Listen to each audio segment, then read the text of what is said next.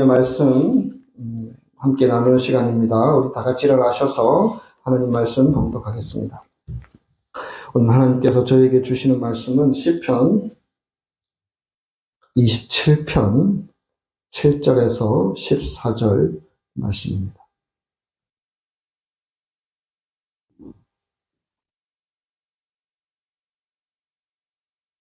제가 가진 책으로 구약성경 820페이지 시편 27편 7절에서 14절 말씀을 우리 한 목소리로 함께 봉독하겠습니다. 여호와여, 내가 소리내어 부르짖을 때에 들으시고 또한 나를 긍휼히 여기사 응답하소서.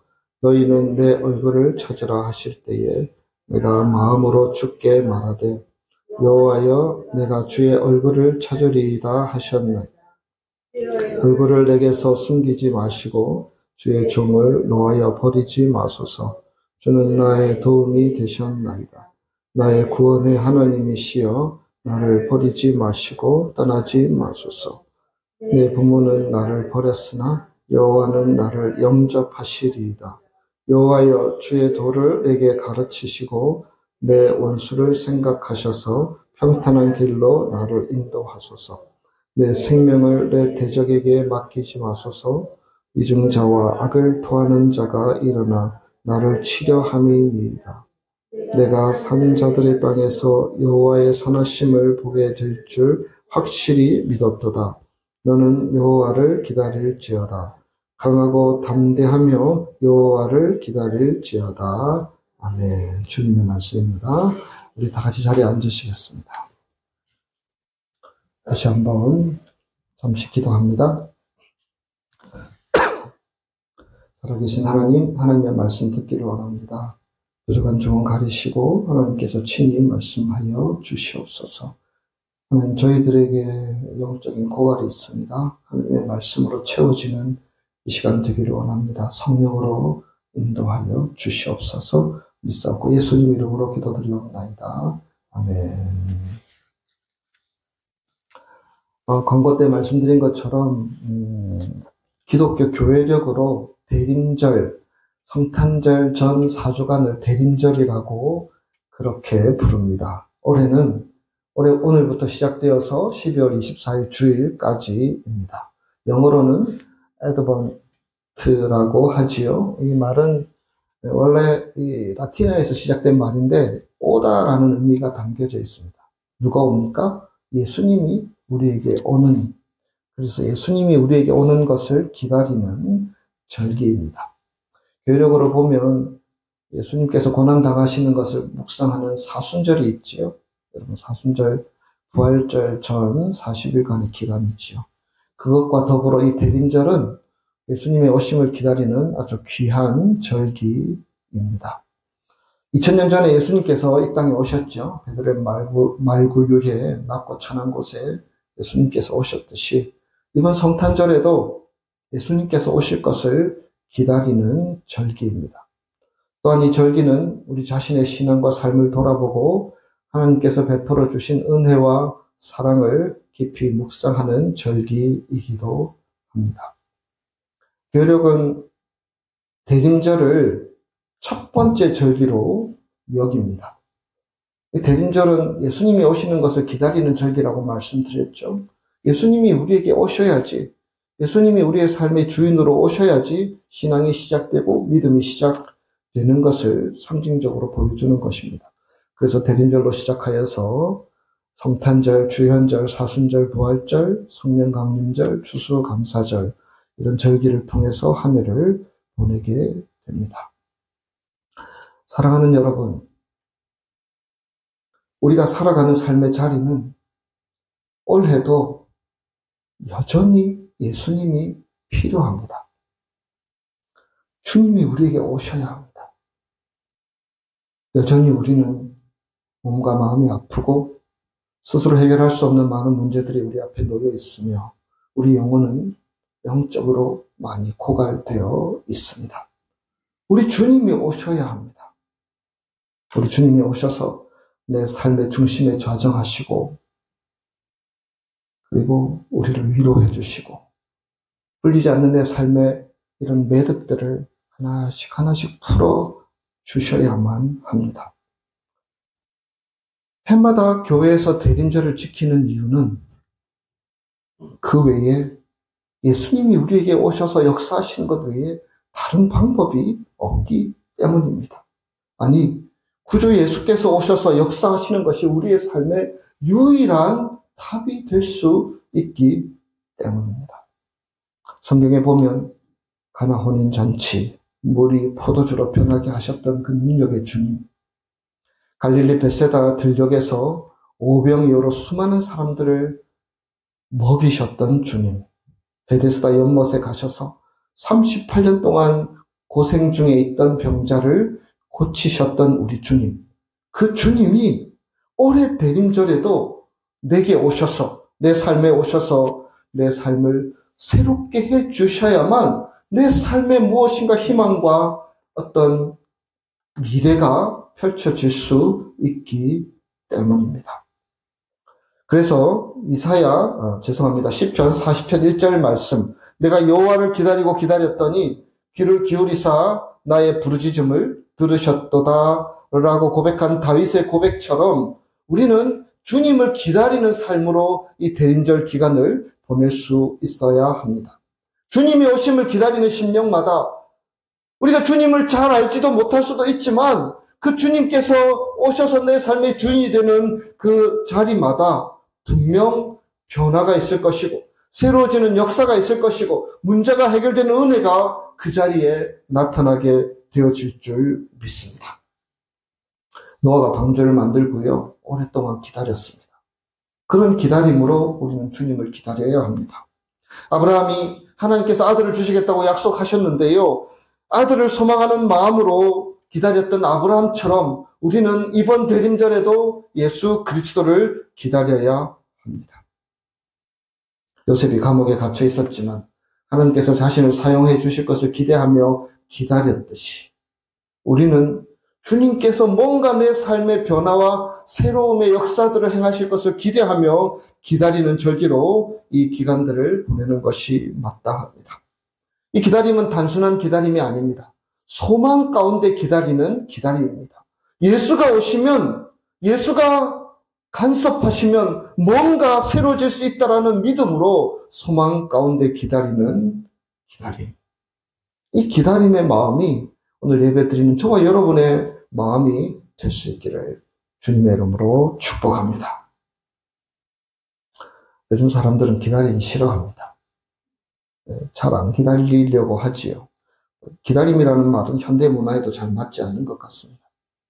기다리다 못해서, 기다리기 힘들어서 감정이 격해지기도 하고 마음이 조급해져서 이를 그르치는 경우들도 종종 있습니다. 지금의 시대는 기다리지 않아도 뭔가 다 되는 시대처럼 그렇게 흘러가는 것 같습니다. 제가 한국에 있을 때 미국 문화에 있어서 제가 놀란 것은요, 줄을 쫙 서서 아무도 불평하지 않고 그냥 기다리면서 자기 때를 그렇게 순서를 따라서 기다리는 모습들이 저렇게 잘 기다리는구나 생각을 했는데 미국 갔더니 요즘은 다 드라이브스루도 많이 하고요. 오히려 이 패스트푸드점이나 커피 전문점을 보면 매장에 들어와서 판매되는 매상보다는 드라이브스루로 판매되는 매상이 더 많다라는 이야기도 들었습니다. 약국도 그러고요. 예전 코로나 시대에는 병원들도 그렇게 했던 것 같습니다. 기다림이라는 말을 별로 좋아하지 않는 것 같습니다. 여러분 기다리기 싫지요? 빨리 되었으면 좋겠다라는 마음이 요즘 살아가는 사람들의 마음인 것 같습니다. 저도 그런 것 같아요. 빨리 뭔가가 달라졌으면 좋겠고 빨리 아이들이 어떻게 되었으면 좋겠고 이런 마음들이, 조급한 마음들이 저에게도 있습니다.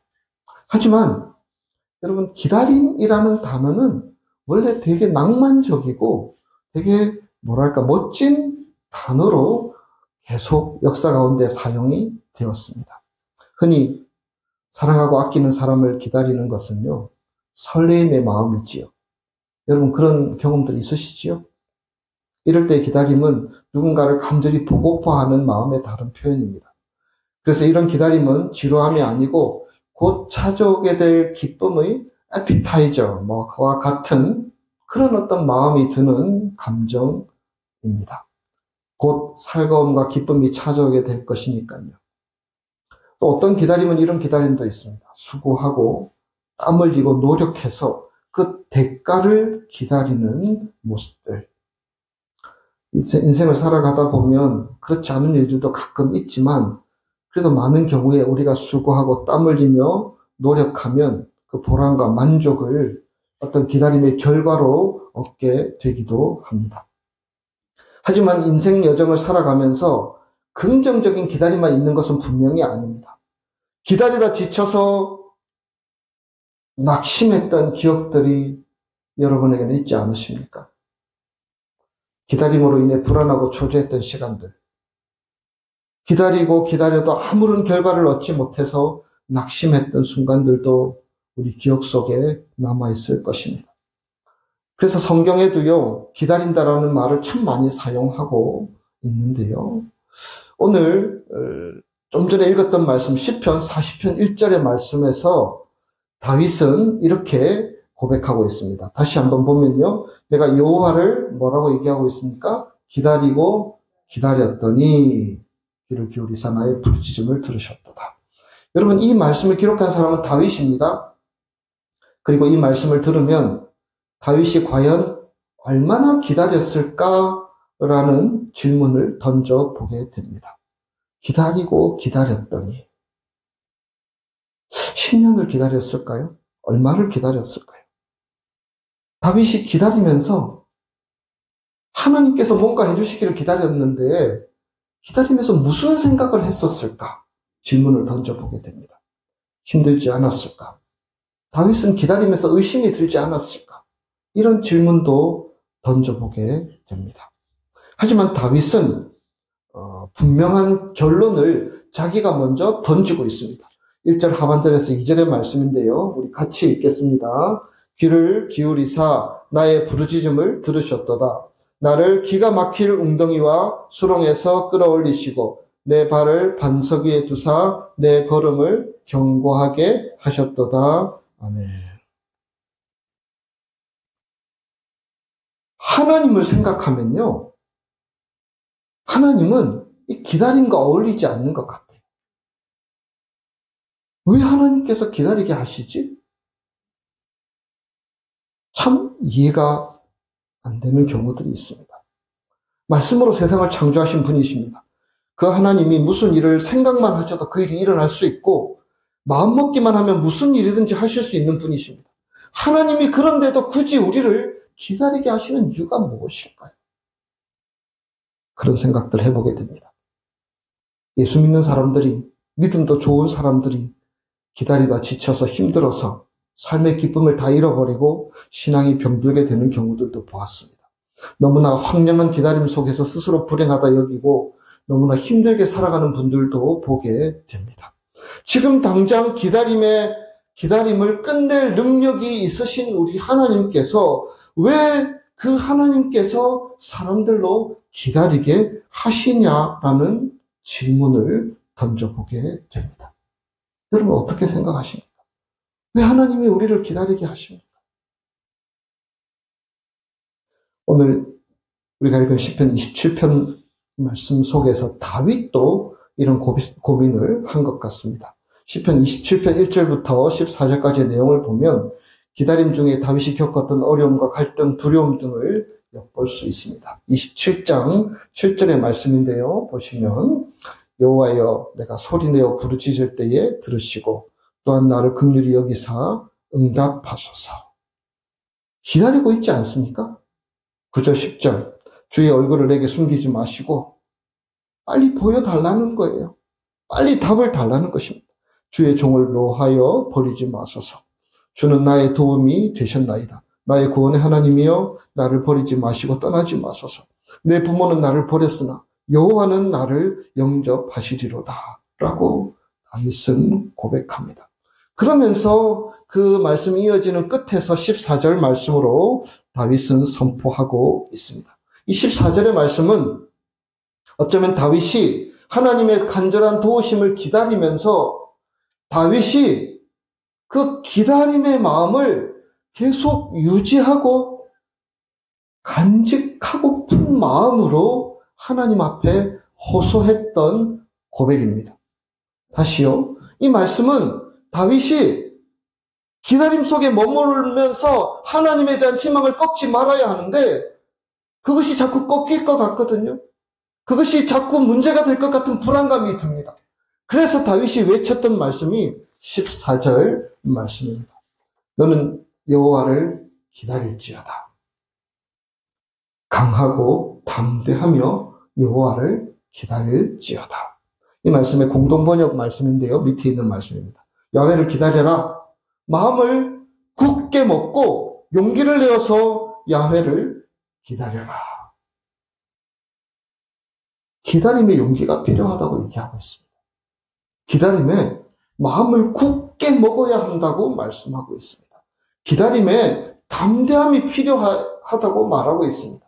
그래야지 하나님의 역사를 그 기다리는 그 기다림의 자리에 스스로 머무를 수 있다고 다윗은 생각한 것입니다. 여러분, 이 말씀은 하나님을 신뢰하는 마음이 분명히 담겨져 있습니다. 강하고 담대하여 여호와를 기다리면 하나님께서 역사하실 것이라는 그런 하나님에 대한 믿음, 신뢰가 담겨져 있습니다. 그런데요, 이 말씀에는 또 다른 마음이 있습니다. 그것은 힘든 거예요. 기다리기는 기다리는데 마음이 자꾸 불안하고 초조하고 내가 이렇게 계속 기다려도 될까라는 마음들이 드는 거예요. 그래서 다윗은 스스로에게 고백하는 것입니다. 내 마음을 강하게 하고 담대히 하면서 여호와를 기다려야만이 하나님의 응답, 하나님의 역사를 경험할 수 있다라고 다윗이 깨달은 것입니다. 이 마음 그대로 내버려 두면 기다림의 자리에서 벗어나 버릴까라는 두려운 마음이 그에게는 든 것입니다. 그는 하나님을 믿는데, 믿기는 믿는데 불안한 마음들이 든 것입니다. 그래서 스스로 고백하는 것입니다. 강하고 담대하며. 기다리기를 싫어하고 행동하는 사람들은 기다리는 시간을 거부하고 그리고 기다리는 시간을 허비하는 시간이라고 말하기도 합니다. 그러나 하나님은 그것이 아니라고 말씀하고 계십니다. 그분은 강하고 담대하게 주님을 기다릴 것을 권면하고 있습니다. 왜냐하면 강하고 담대한 마음만이 주님이 주신 이 기다림의 시간들을 소중하게 담아낼 수 있는 은혜의 통로가 되기 때문입니다. 여러분, 이 시간 우리가 다윗의 삶을 한번 돌아보기를 원합니다. 다윗이 어떻게 기다렸고 어떻게 하나님께서 응답하시고 역사하셨는지를 한번 돌아볼 수 있기를 원합니다. 다윗은 16살 소년 목동일 때 왕으로 기름 부음을 받았습니다. 목동이었는데요, 별로 왕이 될 이런 어떤 모습이나 왕이 될 능력을 갖추었다고 생각되지 않았는데 왕으로 기름 부음을 받았습니다. 그리고 30세가 되어서 왕이 되었습니다. 14년 기다렸습니다. 이 시간은 허비한 시간입니까? 이 시간은 그냥 버려진 시간입니까? 성경은 그것이 아니라고 말하고 있습니다. 다윗이 그 기간 동안 준비된 시간이었다고 성경은 분명히 얘기하고 있습니다.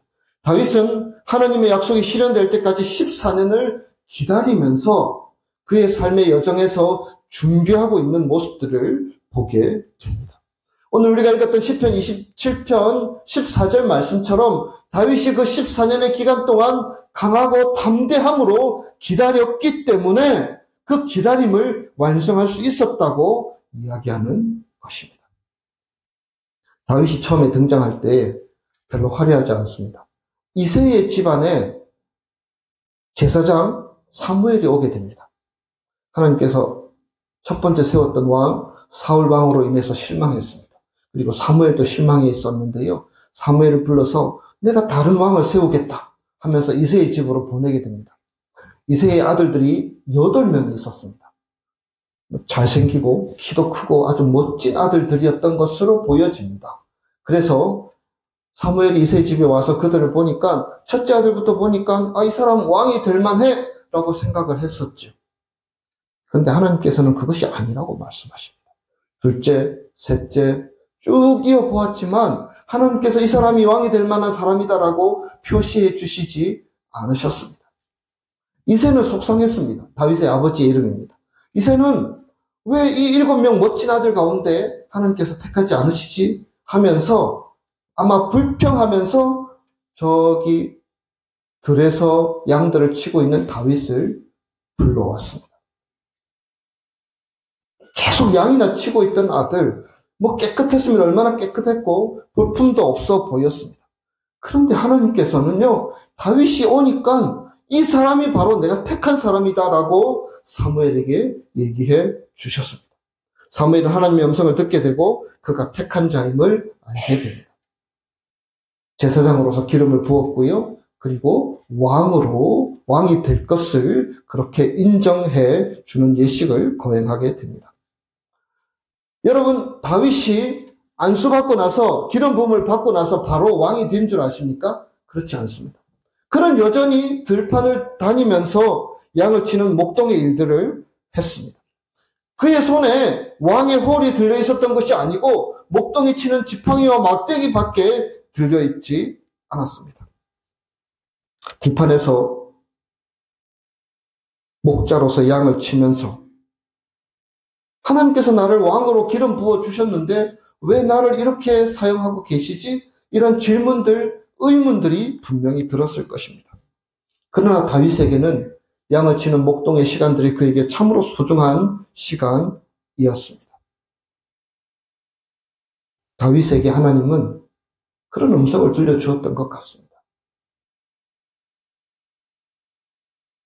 양들을 치는 목자가 정말 중요하듯이 우리 인생을 돌보고 치는 인생의 목자가 정말 중요하단다. 그분은 바로 살아계신 하나님이시며 하나님이 너희를 돌보고 지킬 때만이 너희는 안전할 수 있단다. 아마 이런 음성들을, 이런 말씀들을 다윗은 들었던 것으로 보입니다. 그래서 다윗은 거기에 계속 머물러 있었습니다. 다윗이 왕이 되기에는 너무 멀어 보입니다. 사울왕은 왕궁에 있고 여전히 권력은 힘이 있고 자신은 양이나 치고 있었습니다. 그 자리와 지금의 나 자리는 너무나 거리가 있어서 가까이 다가갈 수 없는 만큼 먼 거리에 있었습니다. 그런데 그 먼 거리의 과정 속에서 하나님은 구체적으로 다윗 가운데 역사하셨습니다. 그에게 말씀하시기도 하고 그에게 도전하시기도 하고 그에게 자극을 주시기도 하고 그를 위로하시기도 하면서 계속해서 그에게 말씀해 주셨습니다. 이제 한 단계 넘어가게 됩니다. 다윗이 왕궁에 들어가게 됩니다. 어떻게 들어갑니까? 사울왕이 영적으로 고통스러워하니까 악기를 연주하는 사람으로 들어가게 됩니다. 왕으로 들어간 것이 아니었습니다. 그러나 하나님께서는 그 단계를 거치게 하셨습니다. 사울왕의 고통을 아름다운 악기 연주로 찬양으로 그렇게 도와주면서 다윗으로 왕궁의 삶이 어떤 것인지를 보게 하는 과정을 거치십니다. 다음 과정, 사무엘상 17장에 보면 다윗이 골리앗과 싸우는 장면에서 다윗이 등장합니다. 여러분, 사울은 그의 군대와 함께 전쟁터에 있었고요. 그 앞에 있던 골리앗이라는 장군 앞에서 온 백성들이 벌벌 떨고 있었습니다. 큰 소리치는 골리앗 앞에서 이스라엘 군사들 가운데, 장무들 가운데 한 사람도 대적할 사람이 없었습니다. 그런데 다윗은 아버지 심부름으로 형들에게 먹을 것 갖다 드리려, 도시락 갖다 드리러 그곳으로 갑니다. 그리고 그 장면들을 보게 되지요. 이 골리앗이라는 장군이 얼마나 크고 얼마나 위대했는지, 웅장했는지, 싸움을 잘했는지 성경에는 자세히 나와 있지요. 다윗에게 있어서 이 골리앗은 스스로 넘을 수 없는, 스스로 감당할 수 없는 큰 장벽처럼 보일 수 있었습니다. 그런데 하나님께서는 그 과정을 거치게 하셨습니다. 골리앗이 하나님의 군대를 모독하고 있는데도 이스라엘 사람들은 사시나무 떨듯이 벌벌벌벌 떨면서 아무 일도 하지 못하고 있는 그 모습을 보면서 다윗은 의분이 일어났습니다. 분노했습니다. 감히 하나님을 모독해? 하나님을 경멸해? 그런 마음이 들었습니다. 그래서 골리앗과 맞서겠다고 선언합니다. 하나님께서 이 다윗이 기다리는 그 기다림 속에서 또 다른 하나님의 도우심을 체험할 수 있는 현장으로 다윗을 이끌어 주신 것입니다. 하나님에 대한 신뢰가 있고 하나님의 섭리를 기다리던 다윗에게 있어서 골리앗은 결코 쉽지 않은 상대인 것은 분명했습니다. 그러나 하나님께서는 이 장애물에 꼭 맞는 무기를 다윗에게 던져주셔서 다윗의 손에 붙잡고 전쟁으로 나가게 하셨습니다. 무엇을 가지고 나아갔습니까? 평소 목동 때 가졌던 물맷돌, 그것을 가지고 나아갔습니다. 그것을 가지고 어떻게 골리앗과 싸울 수 있을까 사람들이 생각하고 창을 지어주고 갑옷을 지어주었지만 다윗은 그것을 선택하지 않았습니다. 자기가 가진 것 가지고 그냥 나아갔습니다. 그런데 그것은 하나님이 주신 무기였고요. 그 무기로 적을 골리앗을 넘어뜨릴 수 있었습니다.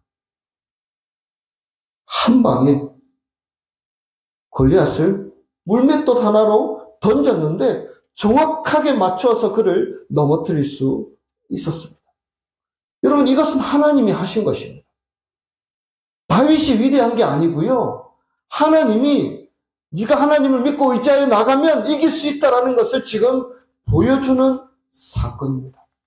다윗은 왕이 되어야 하는데 왕이 되어서 수많은 일들이 그의 앞에 펼쳐질 것인데 다윗에게 하나님이 너와 함께 할 때만이 너가 이길 수 있다. 하나님이 너의 편이 되어줄 때만이 너가 승리할 수 있다는 것을 지금 체험하게 하셨던 사건이었습니다.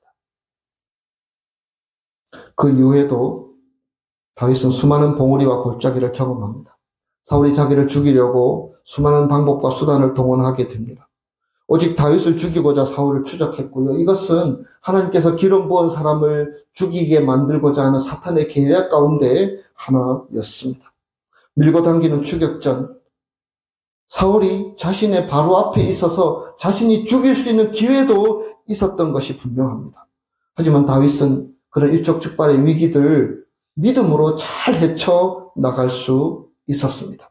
쫓기고 쫓기면서 그 힘든 시간이 끝나기를 기다리는 다윗은 그 쫓기는 여정 속에서 스스로 이렇게 다듬어지고 스스로 강해지는 것을 다윗은 느낄 수 있었습니다. 하나님께서 자신을 그렇게 빚어가는 것을 다윗은 느낄 수 있었던 것입니다. 우리 인생은 한마디로 표현하자면 하나님을 기다리는 삶이다 라고 말할 수 있습니다. 하나님의 은혜를 기다리고 하나님의 응답을 기다리며 우리는 오늘도 믿음의 여정을 달려가고 있습니다. 기다림의 시간이 오래면 그 기다림은 어떨 때 우리의 인생의 가장 힘든 일로 여겨질 때도 있습니다. 그런데 하나님은 다윗에게서처럼 우리도 그 기다림 속에 머물러 있는 자 되기를 원하십니다. 왜냐하면 그 기다림의 시간들이 우리를 만들어가는 시간이기 때문입니다. 다윗은 14년의 긴 시간들, 이런저런 사건들과 이런저런 일들이 그의 앞에 있었지만 그 시간들이 자신을 왕이 되기 위한 준비를 갖출 수 있는 시간으로 하나님이 만들어 간다라는 것을 그는 깨달았습니다. 그래서 다윗은 나중에 하나님을 높이 찬양하고 하나님을 경배하는 자리까지 나아갈 수 있었습니다. 여러분은 하나님을 기다리십니까? 하나님을 기대하며 살아가고 계십니까? 하나님을 기대하는 기다림의 마음이 우리의 삶 가운데 무너지지 않기를 원합니다. 그 마음만 우리가 잘 지켜줄 수 있으면 하나님은 하나님의 때를 따라 우리 삶 가운데 역사해 주시는 분이신 줄 믿습니다. 그렇게 하나님은 다 알고 계시고 지켜보고 계시는 분이십니다. 하나님께서, 전능하신 하나님께서 우리를 기다리게 하시는 유일한 목적은 우리가 성장하도록 하기 위한 것인 줄 믿습니다. 우리가 믿음의 견고한 자리에 서 있도록 하기 위한 하나님의 목적이 있다는 사실을 여러분 믿으시기 바랍니다. 다윗이 왕으로 기름 부음을 받고 보낸 14년의 세월, 결코 허송 세월이 아니었고요. 기다림 속에 하나님이 함께 하셨고 기다림 속에 하나님이 역사하셔서 다윗이 이제 대장부로, 믿음의 대장부로 하나님 앞에 설 때까지 그를 인도하시고 이끌어 주셨습니다. 그것을 미리 바라보면서 고백했던 고백이 오늘 말씀의 제목이 아니겠습니까? 강하고 담대하며 여호와를 기다릴지어다. 우리 함께 다시 읽겠습니다. 강하고 담대하며 여호와를 기다릴지어다. 아멘. 하나님은 살아계십니다. 그리고 하나님은, 우리를 기다리게 하시는 하나님은 우리를 기만하시는 분이 결코 아닌 줄 믿습니다. 우리의 마음이 세상에 흩어지고 고난에 무너지면 계속 기다릴 수가 없습니다. 여러분, 기다림을 계산으로, 이렇게 계산기로 따져보면 타산에 맞지 않습니다. 인간적으로 생각하면 답도 나오지 않습니다. 확률적으로도 별로 긍정적인 답을 얻을 수 없습니다. 그러니까 우리에게 필요한 것이 강하고 담대한 마음입니다. 이 강하고 담대한 마음을 가지고 하나님의 응답을, 하나님의 은혜를, 하나님의 역사를 기다리는 자에게만 하나님께서 베풀어 주실 풍성한 은혜를 맛볼 수 있게 될 것입니다. 오늘도 우리는 하나님의 은혜를 기다립니다. 대림절이 시작되는 이날에 우리는 강하고 담대함으로 하나님을 기다리는 자가 되기를 원합니다. 그분의 도움을 기다리며, 그분의 임재를 기다리며, 그분의 위로를 기다리며, 우리를 당신의 품에 꼭 안아주시는 넓은 품을 기다리며 하나님을 바라보며 살아가는 저와 여러분이 되셔서, 분명 기다림의 끝에 하나님께서 우리에게 접점을 마련해 주셔서 이것이 너의 기다림의 결과라고 우리에게 말씀해 주시는 그러한 은혜를 우리 모든 교우들이 경험할 수 있기를 주님의 이름으로 축복합니다. 함께 기도하겠습니다. 살아계신 하나님, 강하고 담대하며 여호와 하나님을 기다릴 수 있는 자가 되기를 원합니다. 강하고 담대하여서 하나님을 기다릴 수 있는 자가 되기를 원합니다. 기다리다가 우리의 마음이 무너지기도 하고, 기다리다가 우리의 마음이 이렇게 불평과 원망으로 치닫는 경우들도 있음을 주님 앞에 고백합니다. 우리에게 강하고 담대한 마음이 필요합니다. 우리에게 이 대림절 기간 그 마음을 허락하여 주셔서 주님께서 우리에게 응답하실 날, 주님께서 우리의 삶을 풀어주실 날, 주님께서 우리의 삶의 매듭을 실타래 풀듯이 풀어주실 날을 기대하며 기다리며 살아가는 우리 모든 교우들 되게 하나님 인도하여 주시옵소서. 믿사옵고 예수님 거룩하신 이름으로 기도드리옵나이다. 아멘. 우리 다 같이 일어나셔서 우리 마지막 찬송 부르시고 예배를 마치겠습니다.